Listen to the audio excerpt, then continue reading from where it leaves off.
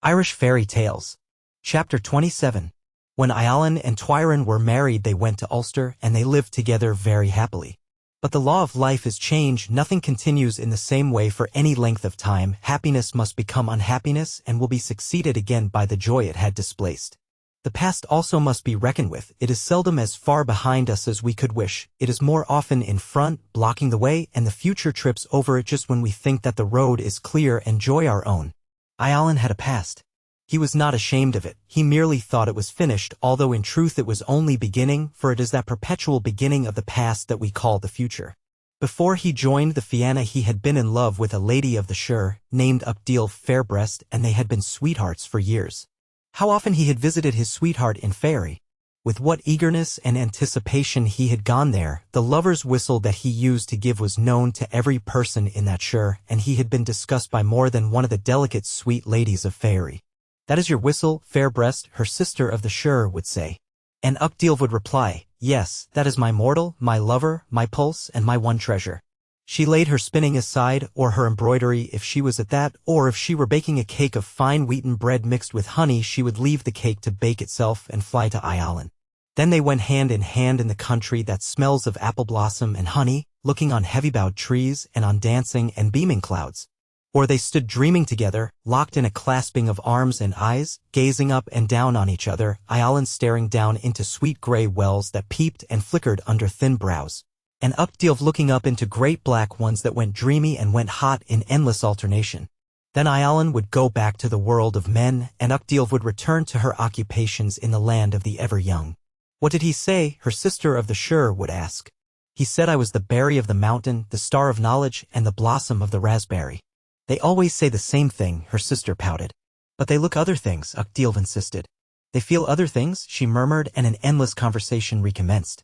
Then for some time Iallan did not come to Faery, and Updeel marveled at that, while her sister made 100 surmises, each one worse than the last. "He is not dead, or he would be here," she said. "He has forgotten you, my darling."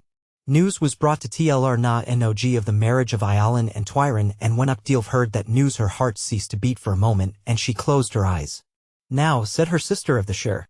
"That is how long the love of a mortal lasts," she added in the voice of sad triumph which is proper to sisters.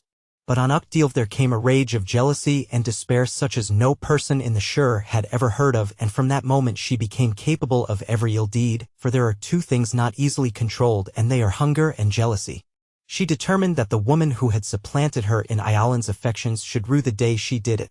She pondered and brooded revenge in her heart, sitting in thoughtful solitude and bitter collectedness until at last she had a plan. She understood the arts of magic and shape-changing, so she changed her shape into that of Finn's female runner, the best-known woman in Ireland. Then she set out from Faery and appeared in the world. She traveled in the direction of Iallan's stronghold. Iallan knew the appearance of Finn's messenger, but he was surprised to see her. She saluted him. "Health and long life, my master." "Health and good days," he replied. "What brings you here, dear heart?" "I come from Finn." "And your message?" said he. "The royal captain intends to visit you." "He will be welcome," said Iallan.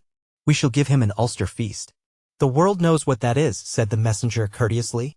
"And now," she continued, "I have messages for your queen." Twyron then walked from the house with the messenger, but when they had gone a short distance Updeel drew a hazel rod from beneath her cloak and struck it on the queen's shoulder, and on the instant Twyron's figure trembled and quivered, and it began to whirl inwards and downwards, and she changed into the appearance of a hound. It was sad to see the beautiful, slender dog standing shivering and astonished, and sad to see the lovely eyes that looked out pitifully in terror and amazement. But Updeel did not feel sad. She clasped a chain about the hound's neck, and they set off westward towards the house of Fergus Fionleath, who was reputed to be the unfriendliest man in the world to a dog. It was because of his reputation that Updeel was bringing the hound to him.